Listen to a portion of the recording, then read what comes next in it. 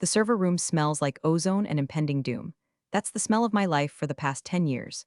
While the rest of the company is upstairs playing grab ass with marketing budgets and ordering organic kale salads for lunch, I'm down here in the sub-basement, making sure the digital plumbing doesn't burst and spray radioactive sewage all over our Department of Defense contracts. I'm Margaret. I'm the systems compliance lead. It sounds fancy, but really, I'm a glorified janitor for classified data. I clean up the messes before the federal government notices them. I'm the only reason this company hasn't been audited into a smoking crater in the ground. It was a Tuesday when the axe fell. Tuesday is a garbage day for bad news. It ruins the whole rhythm of the week. I was deep in a level 3 audit log, tracking a packet loss that looked suspicious when my phone buzzed. It was HR.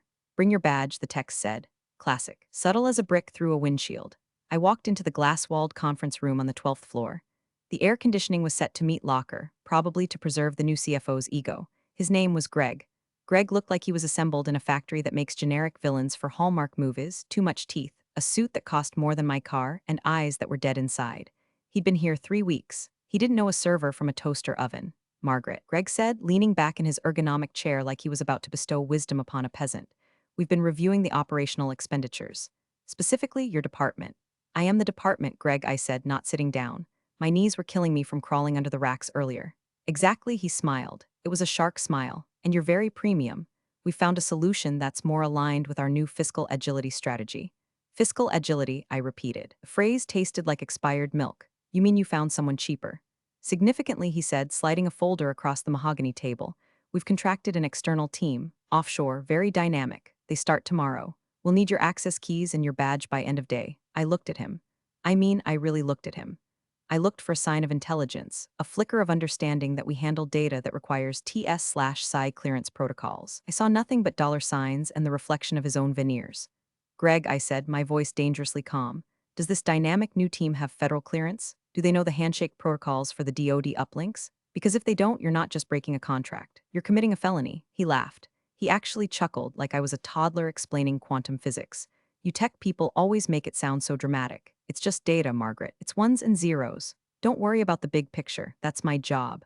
By the way, if you're enjoying watching a corporate suit casually destroy his own life, do me a solid and hit that subscribe button and upvote. It keeps the caffeine flowing and the stories coming. Seriously, do it now because it's about to get ugly. I stood there for a solid 10 seconds. The rage was a hot stone in my gut. I wanted to scream. I wanted to throw the heavy oak chair through the glass wall. I wanted to explain that the ones and zeros he was talking about were logistics coordinates for military hardware. But then a cold, dark feeling washed over me. It was the feeling of a calm sea right before a tsunami. Okay, I said. Greg blinked. He was expecting a fight. He was expecting begging. Okay, you're the boss, Greg. Fiscal agility, I get it. I unclipped my badge. I placed it on the table. And I reached into my pocket and pulled out the physical RSA token, the master key for the admin console. I set it down next to the badge with a soft click. I assume this new team is ready to take over the handshake at midnight? I asked. They're fully briefed. Greg waved a hand dismissively. You can pack your personal items. I walked out. I didn't storm. I didn't slam the door. I walked to my desk, picked up my framed photo of my dog, my lucky stapler, and my cactus.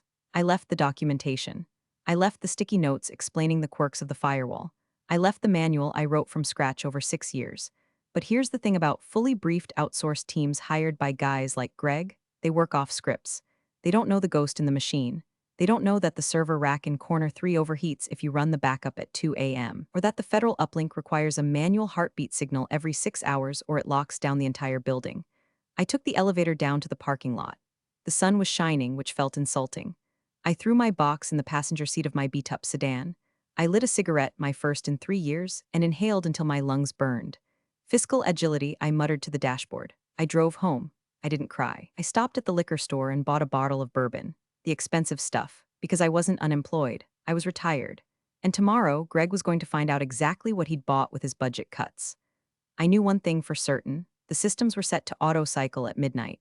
If the handshake didn't happen, and it wouldn't because the new guys wouldn't have the encryption keys I just left on the table, the system would interpret it as a hostile intrusion. I poured a glass of bourbon, sat on my porch, and waited for the world to burn. My apartment is quiet. It's the kind of quiet you only get when you live alone and your entire career has just been flushed down the toilet by a guy whose tie cost more than your rent. I sat on my couch, the leather cracked and cool against my legs, staring at the TV. I wasn't watching it. It was just noise, a distraction from the clock ticking on the wall. It was 11:45 p.m. In the IT world, specifically the compliance sector, You develop a sixth sense. It's like a phantom limb. Even though I was 10 miles away, stripped of my badge and my access, I could feel the server room humming. I knew the cooling fans were ramping up for the nightly data dump. I knew the scripts were queuing. And I knew that in exactly 50 minutes, a team of underpaid, underqualified contractors in a time zone 12 hours ahead of us was going to try to log in. I took another sip of bourbon. It burned less this time. My phone was sitting on the coffee table. It was my personal phone, but because I had built the entire notification architecture from scratch, my number was hard-coded into the catastrophic failure alert tree. I'd meant to remove it, I really had. But in the chaos of packing my cactus and my dignity, I must have forgot. Oops. At 12:01 a.m., the phone lit up. The screen glowed harsh blue in the dim living room. I didn't pick it up immediately, I just looked at it. A single notification. System alert, unrecognized IP address attempting admin access. I smiled. A dry, humorless smile. There you are, I whispered. Greg's dynamic team was trying to get in. And because they were cheap, they weren't using the secure VPN tunnel I had spent 4 months configuring to DoD standards. They were coming in through the front door, probably using a standard remote desktop protocol. That's like trying to break into Fort Knox with a plastic spoon. The phone buzzed again and again. System alert, incorrect credentials. Attempt 2, system alert, incorrect credentials. Attempt 3, here's the kicker. The system they were trying to access wasn't the payroll database. It wasn't the marketing drive. It was the secure repository for Project Arrows, a subcontract involving logistics data for troop movements. You don't just log into Project Arrows. You need a physical token, a biometric scan, and a specific IP clearance. Greg had the token. It was sitting on the conference table where I left it, but Greg was probably asleep in his McMansion, dreaming of his quarterly bonus. The contractors didn't have the token. They just had a username and a password provided by IT support. The phone buzzed a fourth time. System alert, unauthorized user detected in restricted zone.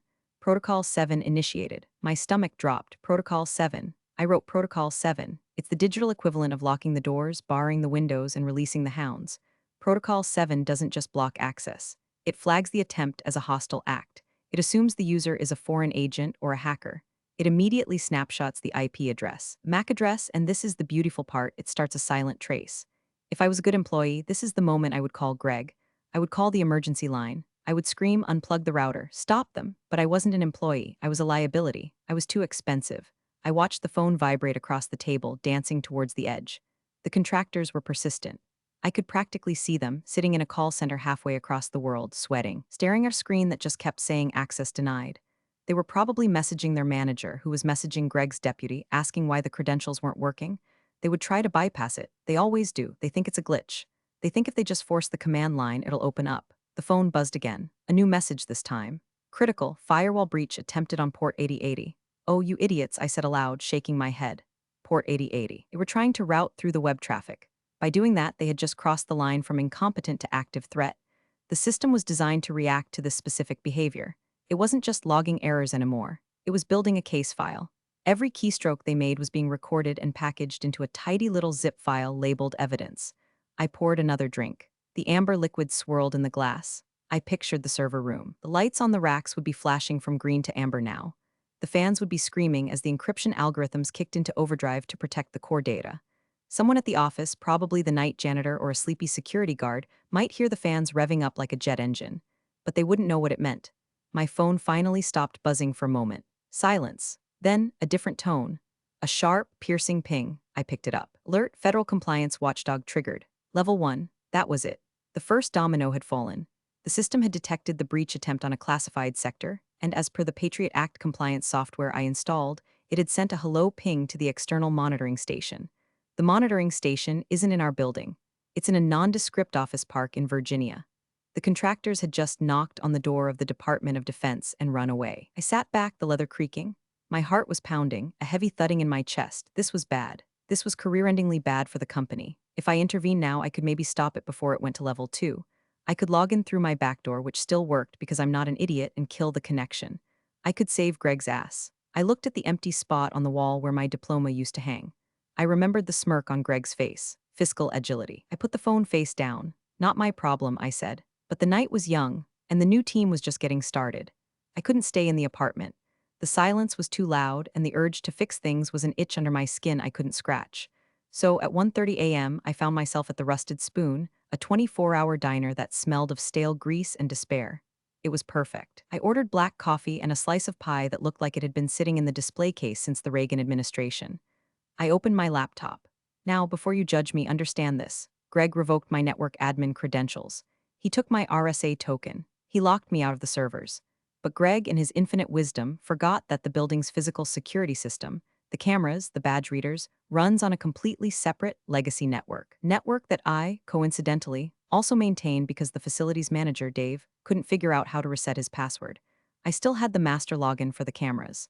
I typed in the IP address, bypassed the certificate warning, classic Dave, never updated the SSL, and there it was. A grid of 16 grainy black and white feeds. The office was dark.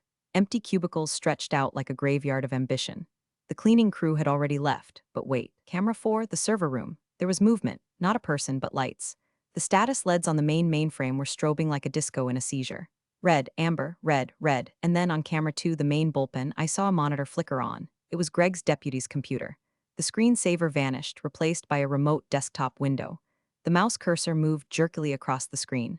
The dynamic team was trying to troubleshoot. Since they couldn't get into the server directly, they were remote controlling a desktop PC inside the network, hoping to pivot from there. It was painful to watch. It was like watching a monkey try to perform open-heart surgery with a hammer. I zoomed in on the feed. The resolution was trash, but I could make out the windows opening and closing. Command prompt, control panel, network settings. They were changing the DNS settings. Oh God, I whispered into my coffee cup. The waitress, a woman named Barb who looked like she'd fought a bear and won, topped off my mug without asking. Trouble with the boyfriend? She rasped. Something like that, I said. He's an idiot. They all are, honey. Eat your pie. I watched the screen on my laptop. Changing the DNS settings inside a secure enclave is a massive red flag. It tells the automated security system that the internal network is being hijacked. Suddenly, on the camera feed, the lights in the server room stopped flashing. They went solid red, all of them. Lockdown initiated. I didn't need a notification to know what happened. The system had had enough. It had isolated the core. It had severed the connection to the internet to protect the data. The mouse cursor on the remote desktop in the bullpen froze. The connection was dead. The contractors had just locked themselves out. I laughed, a short, sharp bark of laughter that made a trucker 2 booths over look up from his hash browns. But then I saw something else. Camera 1, the lobby. A security guard, old Mr. Henderson, was looking at his panel. He picked up the phone. He looked confused. He was dialing a number. He wasn't dialing the police. He was dialing the emergency contact listed on the wall. My phone rang. I stared at it. It was the building front desk. Mr. Henderson was calling me because my name was still on the in case of fire or cyber apocalypse sheet pinned next to the fire alarm. I let it ring. It rang 4 times, then went to voicemail. I could imagine Mr. Henderson's voicemail. Miss Margaret? The lights are doing that blinking thing again, and the air conditioning just shut off in the server room. It's getting real quiet in here. Just thought you should know. The AC shutting off. That was a side effect of the lockdown. To prevent fire spread, the AC dampers close. But without AC, that server room was going to turn into an oven in about 45 minutes. And while the data was encrypted, the hardware was about to cook itself. I took a bite of the pie. It tasted like cardboard and cherries. I switched tabs on my laptop to my email, my personal email. I drafted a message to Greg. Subject, FYI body, Greg. It was like you might be having some teething issues with the new team. Remember, fiscal agility comes with risks. Best of luck. I hovered over the send button. Then I deleted it. No, he needed to learn. He needed to feel the heat. I watched the temperature gauge on the server room camera overlay. It was creeping up. 72 degrees, 75 degrees, 78 degrees. At 85 degrees, the thermal alarms would trigger. Those alarms don't just go to Mr. Henderson. They go to the fire department. And when the fire department shows up to a facility holding classified DoD data, they are required to notify the local federal liaison. I checked my watch. 2:15 a.m. By sunrise, there wouldn't just be IT problems. There would be men with badges and guns. Barb, I called out. Can I get another slice? And maybe some extra whipped cream. I'm celebrating. Celebrating what? She asked, sliding a fresh plate over. Unemployment, I said. It's surprisingly productive. You know how in horror movies, the music swells right before the monster jumps out? In systems administration, there is no music. There is only the silence of your inbox, followed by the cacophony of disaster. I stayed at the diner until 4 o'clock a.m. The server room temperature was holding at a toasty 88 degrees, hot enough to make the fans scream for mercy, but not quite hot enough to melt the solder on the motherboards. Yet, my phone, which I had silenced, was vibrating against the Formica table like a trapped moth. I unlocked it. The notifications were stacking up like Tetris blocks. Critical, thermal threshold exceeded critical. Heartbeat signal lost node A critical. Heartbeat signal lost node B, and then the big one. The one that makes your blood run cold even when you expect it. Federal compliance alert. Unauthorized access escalation level red. Level red. Let me explain what level red means in the world of government contracting. Level green is all good. Level yellow is someone forgot to change their password. Level orange is we have a potential breach, investigate immediately. Level red means the chain of custody has been broken, the data is compromised. We are assuming the facility has been overrun. Level red doesn't send an email to the IT help desk. Level red sends an automated, high-priority signal to the DSA, Defense Information Systems Agency Oversight Office. It's an electronic flare shot directly into the sky. I sipped my lukewarm coffee. I pictured the scene at the DSA watch floor. A board lieutenant probably saw the red light blink on his dashboard. He probably tapped his screen, frowned, and checked the contract number. Contractor, Aerotech Solutions, status, compromised. He would pick up a red phone. Not literally a red phone, that's a movie trope, but a secure line. He would call the point of contact for the contract. That point of contact was Greg. I closed my eyes and let the satisfaction wash over me. It was 4:15 a.m. Greg's phone was about to ring, and it wasn't going to be a telemarketer. Imagine Greg fumbling for his phone on his bedside table, his silk pajamas rustling. He'd answer, groggy, expecting a wrong number. This is Colonel Redacted from Defense Oversight. We have a level red signal originating from your server farm. Confirm status immediately. Greg wouldn't know what a level red was. He'd probably think it was a prank. He'd say something stupid like, "Who is this? Call me during business hours," or worse, he'd try to bluff. "Oh yes, Colonel. Just a minor glitch. Fiscal agility, you know?" The Colonel would not care about fiscal agility. Back on my laptop, the camera feed showed a new development. The lights in the office lobby jerked on. Mr. Henderson was standing at the front desk, looking terrified. He was talking to someone on the lobby phone. He was nodding vigorously. He hung up and started running, actually running, which for Mr. Henderson was a shuffling jog towards the elevators. He was going to the server room. Someone had told him to physically pull the plug. "Don't do it, Henderson," I whispered. "If you cut power to a server rack during a level red lockdown without following the shutdown sequence, you corrupt the audit logs. And corrupting the audit logs during an active investigation is technically destruction of evidence." I saw him on camera bursting into the server room. He looked hit by a wall of heat. He waved his hand in front of his face. He looked at the screaming machines. He looked at the wall of blinking red lights. He reached for the main breaker panel. "No, no, no," I hissed. He hesitated. He looked at the panel, then at the machines. He pulled his hand back. He grabbed his radio instead. Smart man. He was calling for backup, or maybe he just realized he didn't get paid enough to fry himself. My phone buzzed again. A text from a number I didn't have saved, but I recognized the prefix. It was a DC area code, Margaret. "This is Agent Miller, DoD Cyber Division. We show a level red at your facility. Your number is listed as the secondary technical lead. Status?" I stared at the text. They were reaching out to me. The system still had me listed. I had a choice. I could text back. I could say I was fired yesterday. Not my circus, not my monkeys. But that would tip my hand. That would make me look bitter. I ignored the text. Let them find out the hard way. Let them realize that the only person who knew the difference between a cyber attack and a budget cut was currently eating cherry pie in a diner 5 miles away. The sun was starting to crack the horizon, painting the sky in bruised purples and bloody oranges. The world was waking up, and Greg was about to have the worst morning of his life. I finally went home around 6 o'clock a.m. I needed a shower to wash off the diner smell and the residue of moral ambiguity. I stepped out of the shower, wrapped in a towel, and checked my phone. 7 missed calls, 5 voicemails, all from Greg. I sat on the edge of my bed and played them on speaker like a podcast of a man's soul leaving his body. Voicemail 1, 4:48 a.m. "Margaret, it's Greg. Listen, we're getting some weird automated calls. Probably a glitch in that old system you built. I need the passcode to shut off the alarm. The noise is annoying the new team. Call me back." Tone, annoyed, condescending. He still thought he was in charge. He blamed my system. Classic narcissist. He thought the alarms were the problem, not the symptom. Voicemail 2, 5:15 a.m. "Margaret, Greg again. The remote team can't log in. They're saying the server is rejecting their IP. Did you change something before you left? If you sabotage the network, I will have legal on you so fast your head will spin. Pick up the phone." Tone, aggressive, accusatory. He was trying to find a scapegoat. He was scared, but he was covering it with anger. Voicemail 3, 5:42 a.m. "Margaret, look. I have a colonel on the other line. He's asking about chain of custody. I don't know where the physical logs are. You said you left documentation? It's not on your desk. Just call me. We can work this out. Maybe contract you for a few hours of consulting." My rate, tone, bargaining. The cracks were showing, my rate, as if he was doing me a favor. He was realizing that he couldn't bluff a colonel. Voicemail 4, 6:10 a.m. "Margaret, please, the AC is off. The servers are overheating. Henderson says he can't reset it without a code. The fire department is here. They're threatening to hose down the room if the temp doesn't drop. I don't know the code. Why is there a code for the AC? Call me." Tone, panic, pure unadulterated panic. The fire department, that was a nice touch. I hadn't anticipated them arriving this early, but the thermal sensors must have tripped the building-wide safety.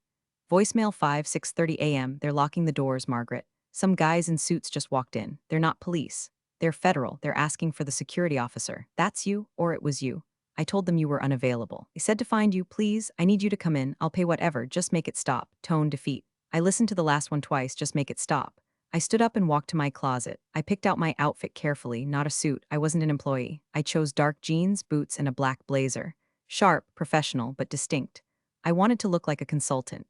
I wanted to look like the expert they couldn't afford. I made a fresh pot of coffee. I didn't call him back. Why? Because you never interrupt an enemy when he is making a mistake. And Greg was currently making the mistake of trying to explain a level red breach to federal agents without his compliance officer. Every word he said to them was digging his grave deeper. Every excuse about fiscal agility was going to be noted in a sworn affidavit. I sat by the window and watched the street. It was a beautiful morning. Birds were singing, the trash truck was rumbling down the alley, and 3 miles away my former office was being turned into a crime scene. My phone rang again. It wasn't Greg. It was a private number. I knew who it was. It wasn't Agent Miller this time. It was the heavy artillery. I let it ring until the very last second. Then I picked up. This is Margaret. Ma'am, this is General Vance, Department of Defense, Cyber Command. Do not hang up. His voice sounded like gravel in a cement mixer. It commanded attention. I'm listening, General. We have a situation at Aerotech. Your name is on the primary clearance protocols. The current management seems unable to access the system to verify data integrity. We are initiating a containment protocol. I'm aware of the company, General. I used to work there. As of yesterday afternoon, I was terminated. There was a silence on the line. A heavy, pregnant silence. Terminated? The General asked. His voice dropped an octave. You were the holder of the TS/PSI keys. You were terminated without a handover? I was told I was too expensive, General, and that a new dynamic team would be handling things. I could hear the General inhaling. It sounded like a jet intake. I see, he said. The menace in his voice wasn't directed at me anymore. Ma'am, I am requesting your assistance. Not as an employee of Aerotech, but as a cleared citizen. Can you come to the site? I can be there in 20 minutes, I said. Good, I'll have a team meet you at the perimeter. Bring your ID, yes sir. I hung up. I checked my makeup in the mirror. I looked tired but fierce. I looked like someone who was about to walk into a fire and put it out with a snap of my fingers. I grabbed my keys. It was time to go to work. The drive to the office usually took 15 minutes. Today, it felt like a victory lap. I turned onto the industrial parkway. I saw the flashing lights. Not just one or two police cars. It was a carnival of authority. There were local PD cruisers blocking the main entrance. There was a fire truck, engine idling, crew standing around looking bored but ready. And then there were the black SUVs, Suburbans with tinted windows and government plates. They were parked right up on the curb, aggressive and imposing. I pulled my beat-up sedan up to the police blockade. A young officer stepped forward, hand up. Roads closed, ma'am. Incident at the tech building. I rolled down my window. I'm Margaret, last name. General Vance asked me to come. The officer blinked. He touched his earpiece. Dispatch, I have a female here claiming. He stopped. He listened. His eyes went wide. He looked at me differently. Yes, sir, understood. He stepped back and waved me through. Go ahead, ma'am. Park right in front. I drove past the gawking employees who had been evacuated to the parking lot. I saw Susan from HR clutching her purse. I saw the marketing team huddled together, vaping nervously.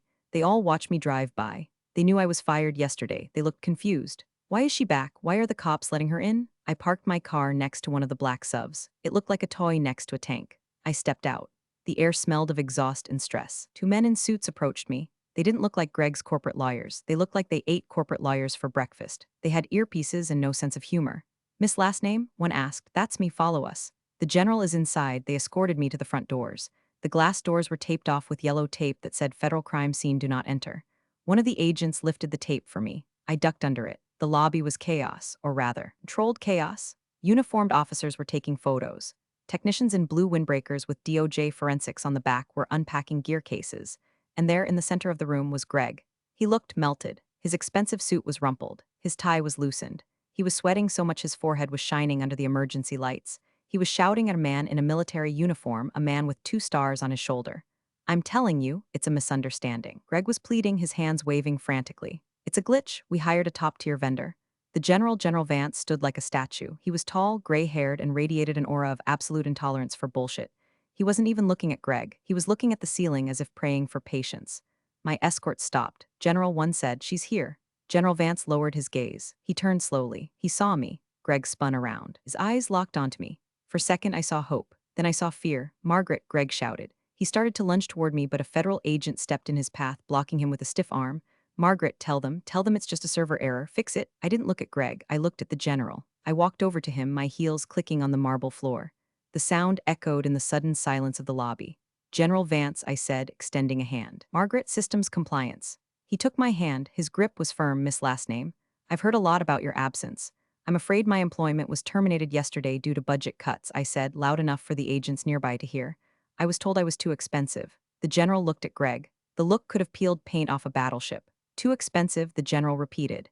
He looked around the lobby at the dozens of agents, the police, the forensic teams. Well, this operation is currently costing the U.S. taxpayer about $50,000 an hour, so I'd say that was a miscalculation. Greg made a whimpering noise. What is the status of the data, General? I asked, slipping back into professional mode. We don't know, Vance said. The system is in total lockdown. We can't get past the encryption you set up. And since your successor here, he jerked a thumb at Greg, doesn't know the difference between a root key and a root vegetable, we are stuck. The thermal alarms? The fire department wanted to flood the room. I stopped them, barely. We have about 20 minutes before the hardware cooks itself. I nodded, I can stop it. But I need my credentials restored, and I need a terminal. You have whatever you need, Vance said. Actually, I said, turning to look at Greg, I don't. My RSA token is on the conference table upstairs. My user account was deleted. Vance turned to Greg. Where's the token? Greg stammered. I think maybe the cleaners find it, Vance barked. Now, two agents grabbed Greg by the arms, show us. They dragged him toward the elevators. I looked at the general. I can bypass the token if I have root access, but I need to be reinstated in the system. Consider it done, Vance said. You're working for me now. We took the stairs to the server room level. The general didn't seem the type to wait for elevators. The hallway outside the server room was sweltering. The heat was radiating through the heavy security doors. It felt like standing next to a blast furnace. The silence from inside was terrifying, no hum of fans, just the ticking of cooling metal expanding and contracting. Forensics team, clear the area, Vance shouted. The technicians stepped back. It's all yours, Vance said. I approached the crash cart. Portable terminal plugged directly into the emergency port on the wall. This was the only way in during a hard lockdown. I cracked my knuckles. It was a cliché, but I needed the moment. The screen was black with a blinking red cursor. System halted. Enter admin key. I started typing. My fingers flew across the keyboard. I wasn't just typing a password, I was writing a script to override the thermal shutdown sequence manually. Status? Vance asked, hovering over my shoulder. The core is intact, I said, reading the raw hex code scrolling down the screen. The automated defense worked. It walled off the data. But the heat is critical. 92 degrees. If we don't get the fans on in 2 minutes, the drives will warp. Do it. I'm locked out of the cooling controls because the system thinks I'm a hostile entity, I explained without stopping. I have to trick it into thinking I'm the ghost of Christmas past. Executed a command, sudo reboot systems controller force. Access denied, please present token. Damn it, I muttered. Greg, where's that token? As if on cue, the elevator doors down the hall dinged. Greg came running out, flanked by the agents. He was holding the small plastic dongle like it was the Holy Grail. I found it, he gasped. It was in the trash. The cleaners threw it out. He ran up and tried to hand it to me. Plug it in, I said, not looking at him. He fumbled with the USB port. His hands were shaking so bad he couldn't get it in. Give it to me, the general snapped. He snatched the token from Greg and jammed it into the port. The screen flashed green, token accepted. Welcome, Margaret. I hit enter. Override initiated, restarting environmental controls. From behind the heavy doors, there was a groan, a mechanical shudder. And then the sweet, sweet sound of turbine fans spinning up. It sounded like a jet taking off. The whoosh of air moving through the ducts was deafening. Temps dropping, I reported. 91, 89, 85, the general let out a breath he seemed to have been holding since dawn. Good work, he said. I'm not done, I said. We still have the breach to deal with. I pulled up the logs. Let's see who our friends are. I displayed the connection log on the monitor. It showed the IP addresses of the dynamic team. Bangalore, I said, using a standard commercial ISP. No VPN, no encryption. They were practically broadcasting the login credentials in plain text. I pointed to a specific line of code, and look at this. They tried to install a remote administration tool called TeamViewer. Free version. The general stared at the screen. TeamViewer on a classified network? Yes, sir. That's what triggered the level red. It's a known vector for malware. Vance turned to Greg slowly. Greg was leaning against the wall, looking like he was about to vomit. You authorized this? Vance asked. His voice was dangerously quiet. They said they were industry standard, Greg whispered. You handed access to a DoD database to uncleared civilians using free software, Vance said. Do you have any idea the level of negligence that represents? That's not just firing grounds, son. That's prison grounds. Greg slid down the wall until he was sitting on the floor. I was just trying to save money, he sobbed. You saved about 4% on payroll, I said, turning to face him. And you cost the company its federal license. Vance nodded. He's right. I'm suspending the contract immediately. This facility is now under military jurisdiction until a full audit is complete. He looked at me. And since you are the only one who knows how to operate it, you are now the provisional site commander. I raised an eyebrow. Site commander. That sounds expensive. Vance actually cracked a smile. A small, grim smile. We pay market rates, Margaret, plus a hazard bonus. I accept, I said, then I looked at the screen again. The new team was still trying to ping the server. Connection attempt 452, General, I said. Would you like to do the honors? What honors disconnecting them? I typed a command, release the hounds. Okay, the command was actually execute, trace, and block, but in my head, it was cooler. I'm sending a traceback signal to their ISB, flagging the IP as participating in a cyber attack against the US government, I explained. Their internet is about to go out, and local law enforcement in their country will be getting an automated notification. I hit enter. On the screen, the connection attempt stopped instantly. Target neutralized. Nice, Vance said. We moved back to the conference room, the same glass-walled fishbowl where I was fired less than 24 hours ago. The dynamic had shifted. I was sitting at the head of the table. General Vance was to my right. Greg was sitting in the corner, holding a bottle of water an agent had given him, looking like a child in timeout. Two other executives, the CEO and the VP of HR, had arrived. They looked terrified. They had been pulled out of bed and rushed here. Let me be clear, General Vance began, addressing the CEO. Your company is currently in breach of Contract 88 Delta. Section 4, Paragraph 2, all personnel with root access must hold active top-secret clearance. The CEO, a man named Sterling who usually looked like he was posing for a magazine cover, nodded frantically. Yes, General, we understand. It was an oversight. It was not an oversight. Vance slammed his hand on the table. It was a choice. You fired Miss Last Name. He pointed at me. Miss Last Name is the Named Information Systems Security Officer, ISO, on the contract. When you fired her, you didn't just fire an employee. You removed the legal authority for this building to operate. The VP of HR spoke up, her voice trembling. We intended to transfer the duties to the new CFO temporarily. Vance laughed. It was a harsh, barking sound. To him, does he have clearance? Has he been vetted by the FBI? Does he know how to configure a firewall? Greg stared at his shoes. You replaced a certified expert with a spreadsheet and a prayer, Vance said. And the result is that I have agents scrubbing your servers for foreign malware. I leaned forward. I caught Sterling's eye. Sterling, I said, did you know Greg replaced my team with an offshore vendor? Sterling looked at Greg. He told me it was a cloud-based solution. He said it was agile. It was agile, all right, I said. It was so agile it bypassed every security protocol we have.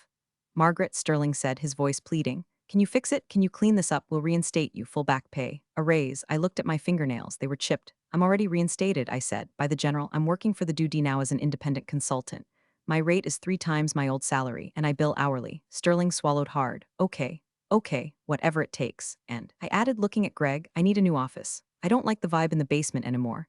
You can have any office you want, Sterling said. I want his, I pointed at Greg.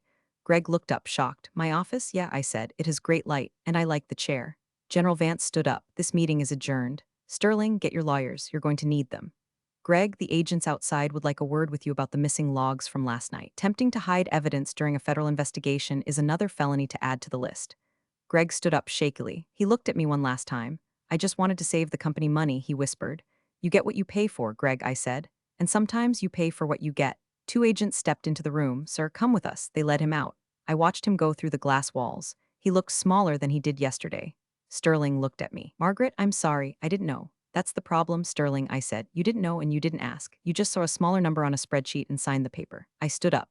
I have work to do. The servers are cooling down, but I have to rebuild the entire access control list from scratch. It's going to take all weekend. Of course, Sterling said. Anything you need. Coffee, I said, and not the break room sludge. Send someone to get the good stuff. By noon, the chaos had subsided into a dull roar.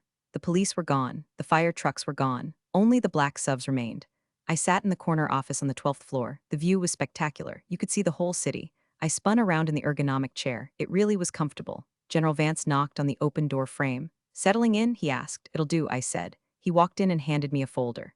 These are the preliminary authorization papers. You are officially the site lead for the recovery phase. Duration, indefinite. Thanks, General. He looked out the window. You knew, didn't you? Knew what? That they would fail. That the system would lock down. That I would get called.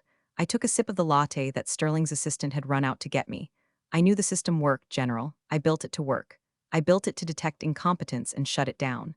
I didn't know when they would trip the wire, but I knew they would walk right into it. Vance nodded, a look of respect. You weaponized compliance, Margaret. That's a new one. I didn't weaponize it, I said. I just took the safety labels off. He chuckled. Well, keep them off. I like knowing someone is actually watching the store. He turned to leave. I'll be in touch. Don't let them hire any more dynamic teams. Don't worry, I said. I'm doing the hiring from now on. He left. I turned back to the desk. Greg's nameplate was still there. I picked it up. It was heavy, expensive crystal. I dropped it into the trash can. Clunk. I opened my laptop. I had full admin access again. The servers were stable. The temperature was back to a cool 68 degrees. The dynamic team in Bangalore had been blacklisted by every major ISP in the region thanks to the general's phone calls. A notification popped up on the company chat. It was from Susan in HR. Susan, hi Margaret, so glad you're back. Just wanted to know, do you want us to post a requisition for a new CFO? I stared at the message. I typed back, no need. I'm handling the budget for IT from now on. We're going to be investing in quality assurance. I leaned back. I lit a cigarette. I know you're not supposed to smoke in the office, especially not in a LEED certified building. But who was going to stop me? Guy who fired me was currently answering questions in a windowless room at the FBI field office. The CEO was terrified of me, and the US military had just given me the keys to the castle. I took a drag and blew the smoke toward the air vent. It wasn't just a job anymore, it was a fiefdom. I looked at the server logs one last time.